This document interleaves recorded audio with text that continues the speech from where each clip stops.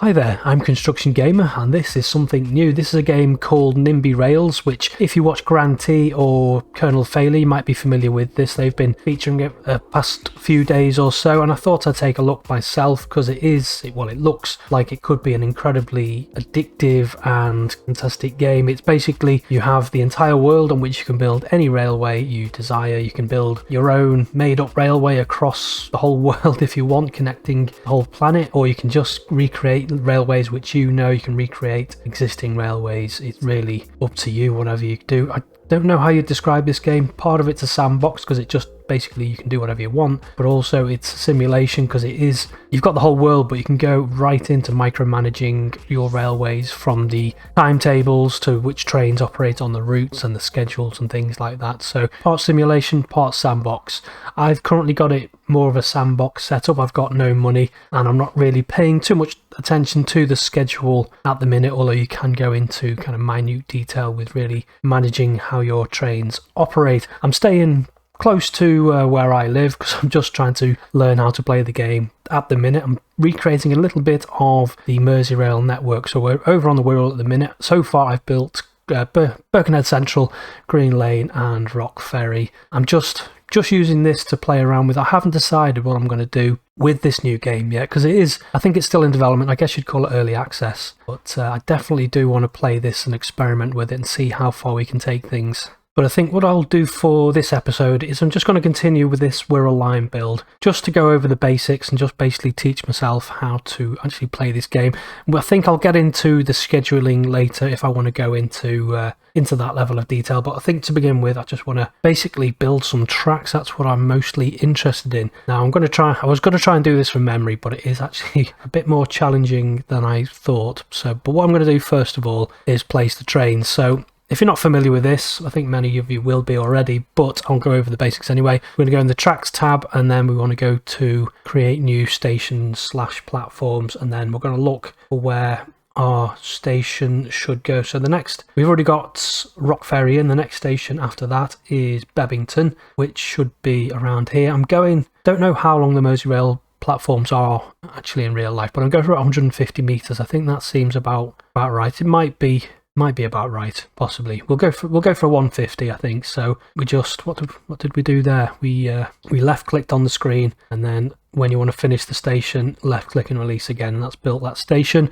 And obviously we don't want to do that. We want to name the station, automatic naming. So once we've placed it, it will just be a blueprint, so it won't actually be constructed. We can actually click on that, and then there's like a cross here, use automatic name. We don't want to do that. We want this to be Bebbington like that, and then done.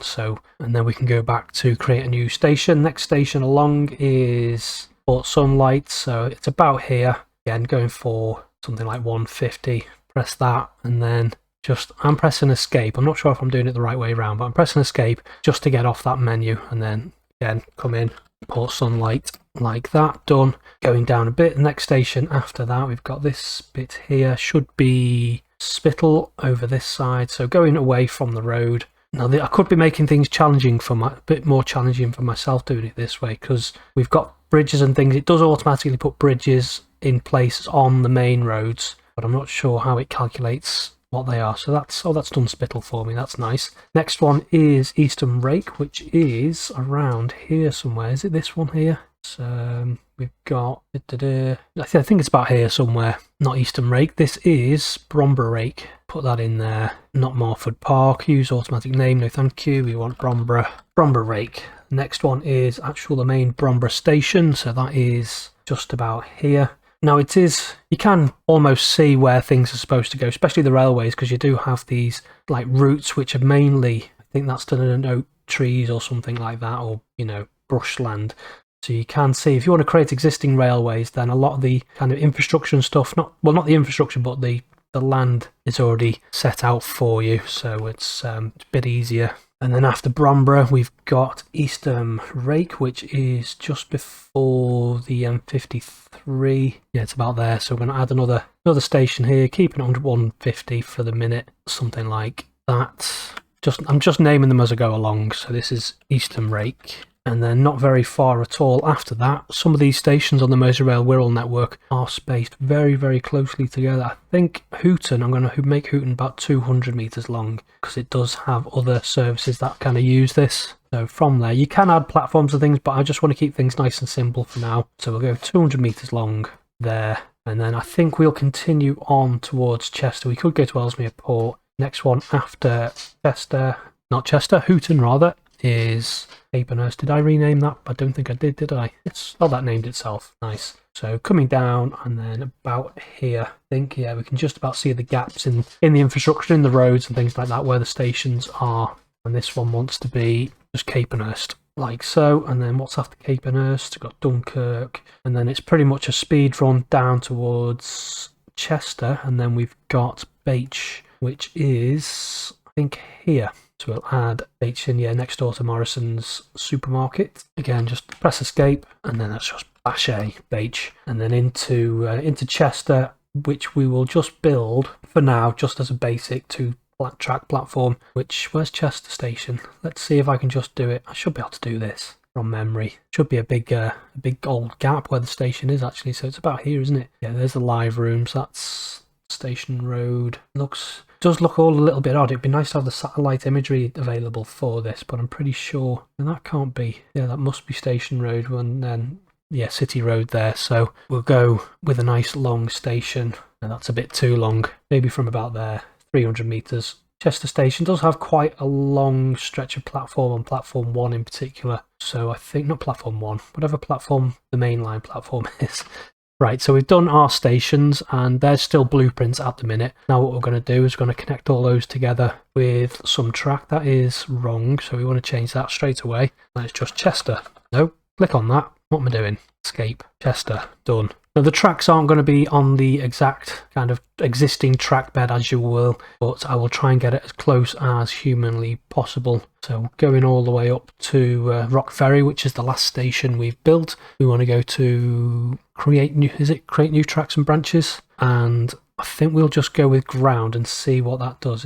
Was it add, append 2 tracks or create new one? Right, okay, so we'll click on that one, and yeah, we're gonna have to, yeah, my station's a little bit in the wrong place there, so we'll have to kind of get it. No, click on the little plus, get it into position, and then see. I think each time you lay a piece of track, you got to press plus again, and you can see there it's automatically putting a bridge in, and it's putting over bridges on everything. So I'm guessing that's how it works. And obviously, you can do with these tabs here. You've got viaducts and tunnels as well, but I don't think we need to worry about that from basically here on in. It's just straight into the stations. So let's see what it does anyway. Can I just connect that? I must have to do it. Yeah, for a bridge to be generated, it does in general have to be at a right angle to the road that it wants to connect to. Sometimes it will be a little bit difficult, so if it's not connecting properly or not generating a bridge, you might have to do a tunnel or a viaduct over a particularly difficult section of road. And yeah, it's not letting me connect just 2 stations together.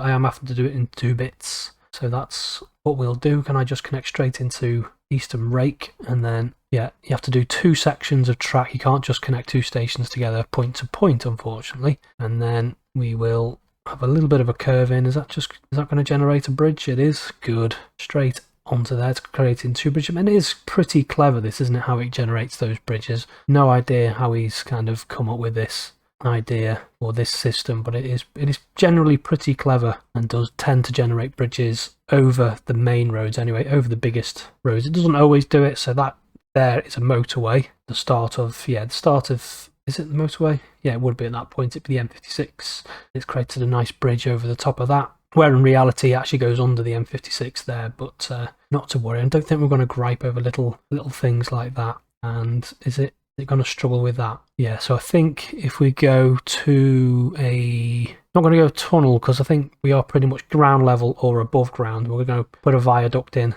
over that and then go back to, you can press keys as well, so you can press number 2 on your keyboard and it'll bring that up, and then just connect into Chester like that. So that's nice and straightforward. I think what I'll do is around Hooton, because I'm not sure if I'm going to continue with this Merseyrail Wirral network. I might do, possibly. So with that, we will actually create the junction. So we want to go to create new track branches from there. No, Now, how did he do this? I was watching Grand T before. Was it Alt? Or was it Tab? Shift? I want it to go this way. Nope. What did you press? Left click to create a new branch. Press Shift to or opposite direction. It's not doing it. Doing it in that direction. I don't want it in that direction. Maybe Shift. No, go. Am I pressing the right Shift? I don't know. Why isn't it working? Stop it. Go in the other direction. Yeah, so the only thing, as soon as you press the create branch, as soon as you kind of go over your track, it does start to generate your junction, which is not what you want. Oh, that's it. We've got it now going in the right sort of direction. So we're going to branch off. Where are we? Towards Ellesmere Port,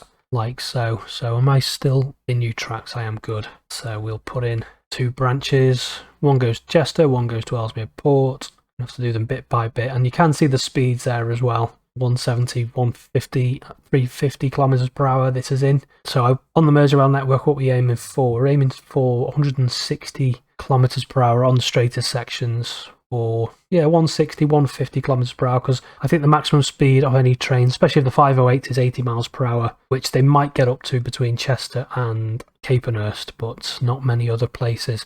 So right, we've put our blueprints down, we've got our stations in, all connected up. That's all looking good. Now we can go build all blueprints, and that will turn it into our track. Next thing we want to do is, I'm not going to go into too much with the scheduling of things, but I do want to put my basically stops. I think what I'll do is, can I just delete everything, start from scratch. I'll just leave the trains going backwards and forwards for now. So we want to go to add new waypoints to line. What's up with you? Or is it add stops to line? So B is your up southbound trains. So we're going to connect all the B's together first. All of the up services heading down towards Chester. So just left clicking on each of those B points. So your B's are your up services or your southbound services. And then we're just going to click. I think I'll click on the... Yeah, I'll click on the B. You don't need to click on the A again. You can just return, because obviously it's already made the stop there. And then we're just clicking on our downline services, which are your northbound heading towards